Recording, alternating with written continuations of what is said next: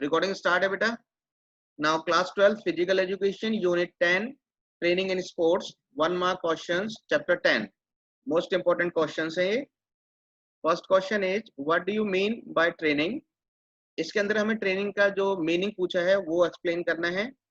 Training means to appear someone for some assignment. Training is the process of preparation for some task. अगर आपको training की दूसरी defines भी है, 2-3 defines और भी है, अगर आपको वो आती है तो आप उसको इसके अंदर एक्सप्लेन कर सकते हैं। ठीक है बेटा। नेक्स्ट है आपका explain the terms sports training. ये तो हो गया ट्रेनिंग पहले नंबर में। सेकंड क्वेश्चन आपका आ गया स्पोर्ट्स ट्रेनिंग। तो sports training is the physical, intellectual, technical, psychological and more preparation of the athlete or a player by means of the physical exercise. So this is the define of the sports training. Any other define you learn, you write it. Next question, what is circuit training? Circuit training means circuit training is form of body conditioning or resisting training using high intensity aerobics. It targeted strength building and muscular endurance. यानी कि circuit training जो होती है basically वो एक aerobic based activity होती है। उसके अंदर अलग अलग पॉइंट्स पर अलग अलग एक्टिविटीज कराई जाती हैं। और सर्किट ट्रेनिंग के अंदर जो हमारा मेन टारगेट होता है वो स्टेमिना, स्ट्रेंथ बिल्डअप करना और मस्कुलर एंड्योरेंस को या स्ट्रेंथ को या स्टेमिना को बढ़ाना। ठीक है। नेक्स्ट क्वेश्चन इसके अंदर आता है which method will your suggested to develop endurance. So your next answer is यानी क्या तरीका है डेवलप करने का एंड्योरेंस को। तो to develop endurance we can use any one of the training method called continuous training, interval training और fartlek training. ठीक है बेटा। I repeat, to develop endurance, we can use any one of the training method called continuous training, interval training और fartlek training. ये 3 तरीके हैं जिन 3 तरीकों की मदद से हम एंड्योरेंस को डेवलप कर सकते हैं। इस वाले चैप्टर में से अक्सर आपसे क्वेश्चन फिजिकल का जो प्रैक्टिकल होता है उसके अंदर भी पूछ लेते हैं। So next question is what is speed.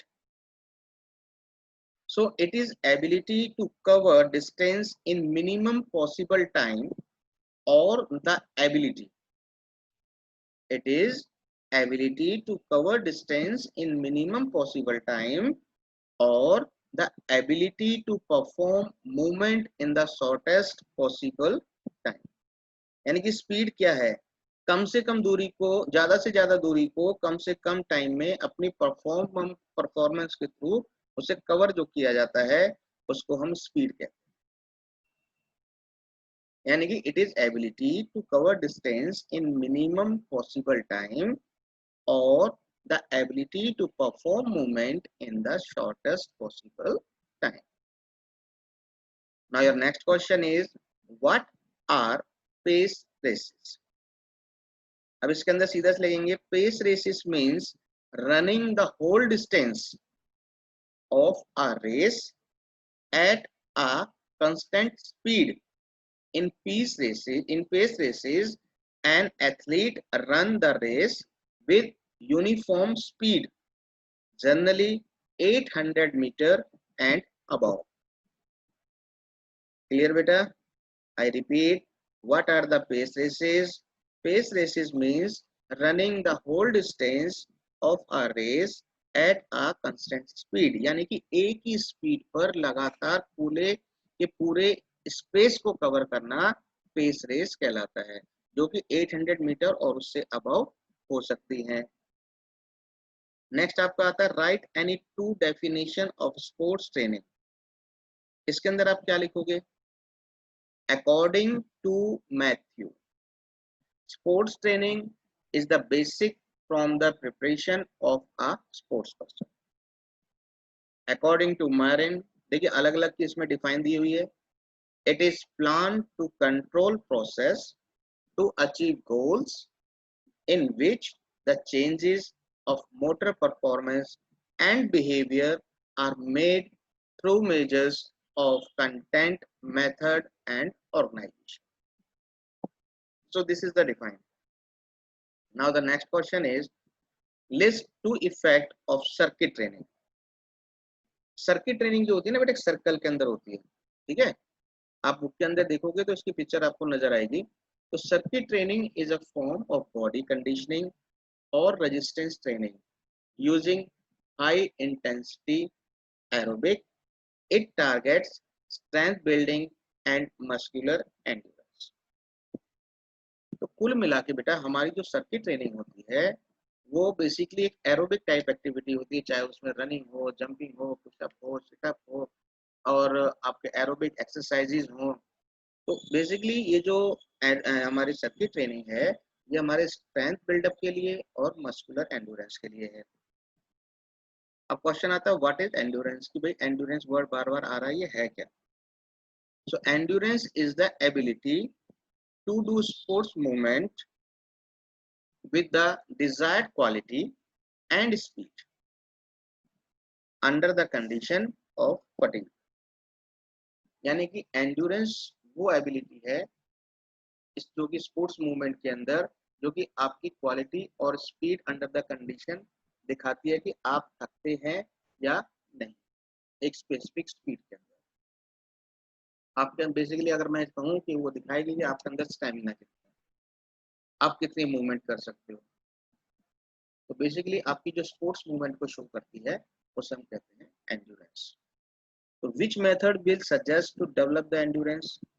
So fartlek is the Swedish term with means speed play and has been used by distance runner for years.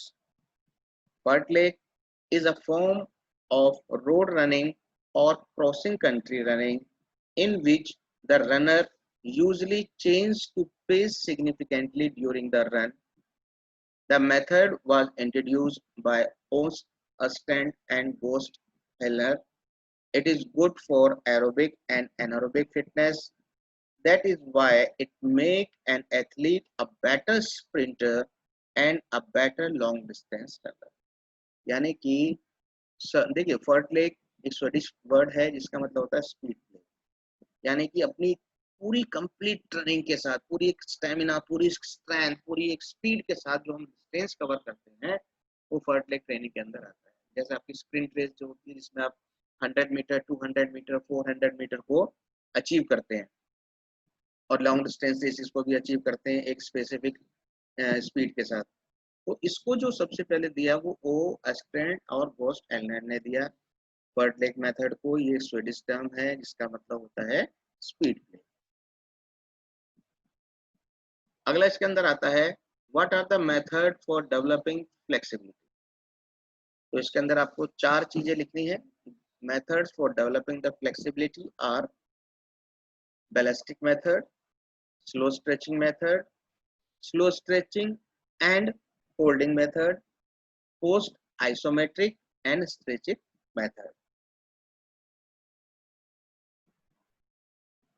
What is flexibility? So flexibility is the ability to perform a joint action through a range of movement. It is needed to perform everyday activity and relative easy. Flexibility tends to deteriorate with age। देखिए जो flexibility है वो as के according कम होती चली जाती है, लेकिन अगर हम लगातार एक्टिविटी करते रहें और लगातार अपना स्टेमिना और स्ट्रेंथ को बिल्डअप बना के रखें तो हम एक एज के अंदर भी उसको कर सकते हैं।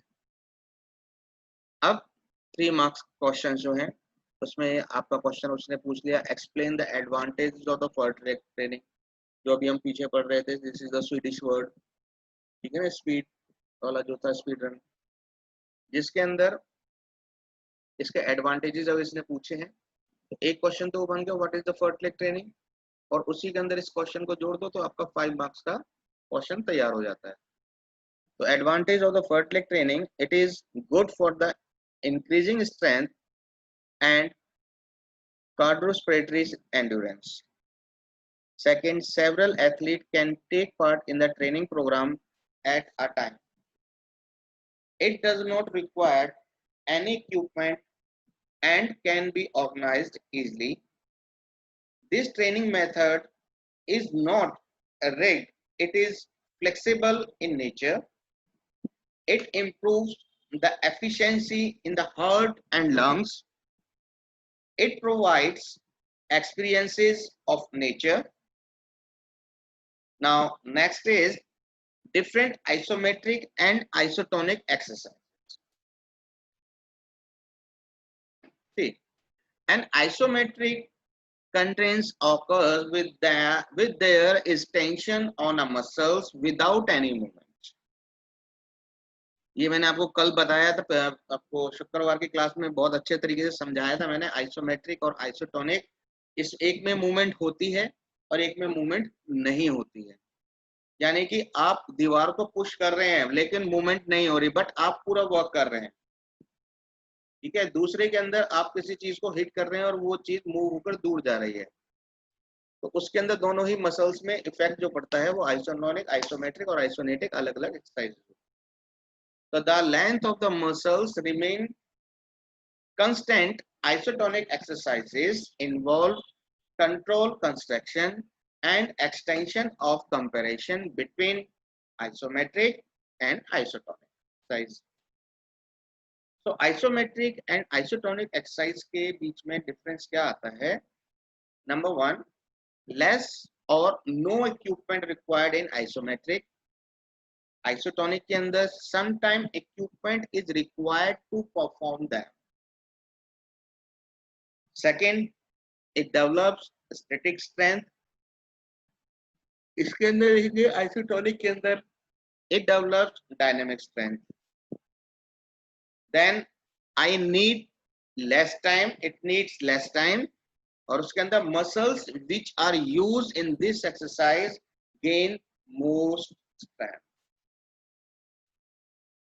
यानी कि आप देखिए जब हम बाइसेप्स की एक्सरसाइज करते हैं, ठीक है, एक हम दीवार को पुश कर रहे हैं तो हमारी मसल्स को इतना एरिया की जरूरत नहीं है जितना कि हमारे को बाइसेप्स करते वक्त जो हमारी मसल्स को एरिया चाहिए। यानी कि जब वो धीरे धीरे बढ़ती हैं, उनका साइज बढ़ता है बाइसेप्स का, ट्राइसेप्स का, तो आप देखोगे कि हमारी बाजू का साइज भी धीरे धीरे चेंज होने लगता है, आर्म्स का। तो मसल्स को बढ़ने के लिए जो एरिया की रिक्वायरमेंट होती है वो बेटा आपकी आती है आइसोटोनिक, ठीक है। अब क्वेश्चन नेक्स्ट है, briefly explain the different type of coordinative abilities. The different type of coordinative abilities is differentiation ability, coupling ability, reaction ability, balance ability, rhythm ability and adaptation ability. तो सबसे पहले differentiation ability के अंदर हम देखेंगे, it is the ability to achieve a high level of fine tuning or harmony of individual movement, face and body part movements. Ordination ability, it is ability to determine the changes, the position and the movement of the body in time and space in relation to a definite of section. Example, playing field, boxing, ring, apparatus and the movement object, they like ball, point, partner, etc. Coupling ability, it is the ability to coordinate body part movement, movement of hand, feet, trunk, etc. with one another in relation to be a definite goal oriented whole body movement have are done like gymnastic and team game. उसके बाद reaction, it is ability to react quickly and effectively to a signal. यानी कि आपको जैसे जैसे signal प्राप्त होते हैं और वैसे वैसे आप एक्शन करते हैं। जैसे टीटी के अंदर देखिए, आपको बॉल उसने हिट किया, बॉल हिट करने के तुरंत बाद आपको नजर आ गई बॉल स्विंग होगी या क्या होगी, तो आप उसी तरीके से तुरंत रिएक्शन करते हैं। अगर आप उसका अपोजिट रिएक्शन की तरफ जाते हैं तो उसमें आपका नुकसान होता है। ठीक है बेटा। अब नुकसान क्या होता है इसके अंदर?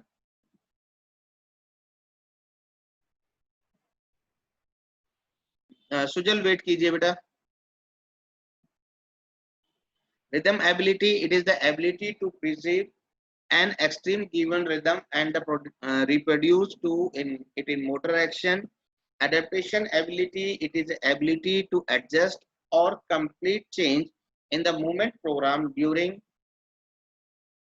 movement on the basis of the change or anticipated change in the situation.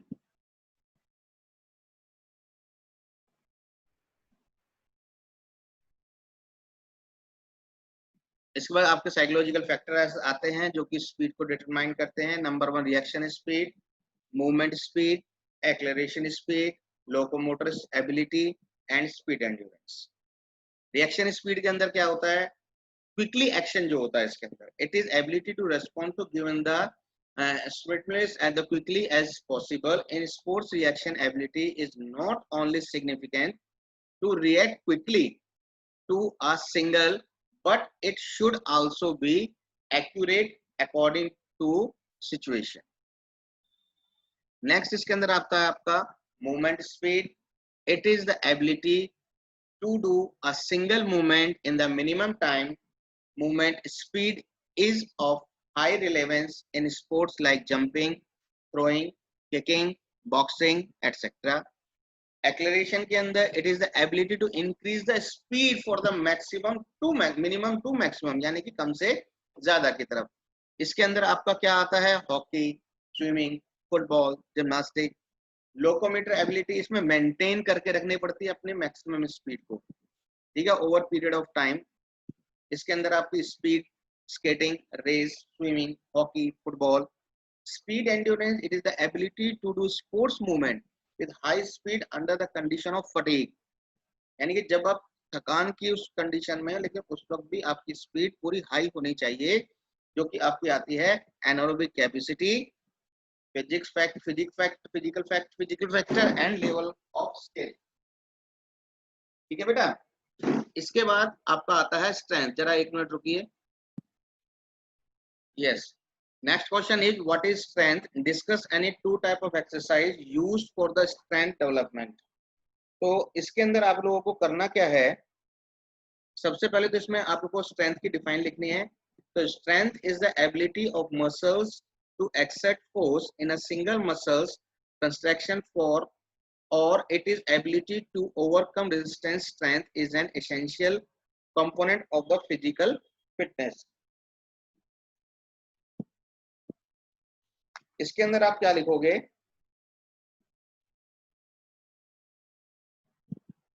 इसके अंदर आप लिखोगे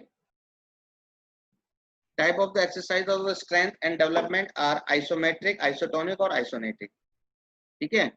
अब इसके अंदर आपका क्या आ गया? आइसो मीन्स कांस्टेंट या फिर strong, and metric means length.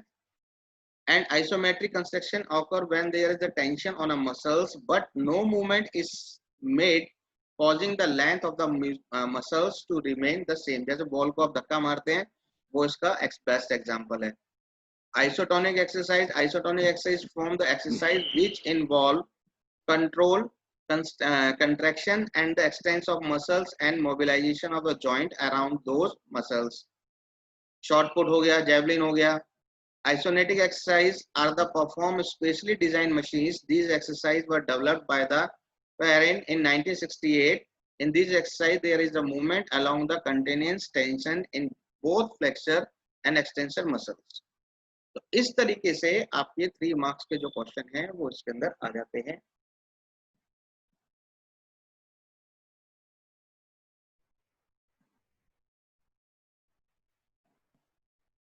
अब इसका 5 मार्क्स का क्वेश्चन है। देखिए इसमें आइसोमेट्रिक, आइसोटोनिक ये मैं आपको बता चुका हूँ।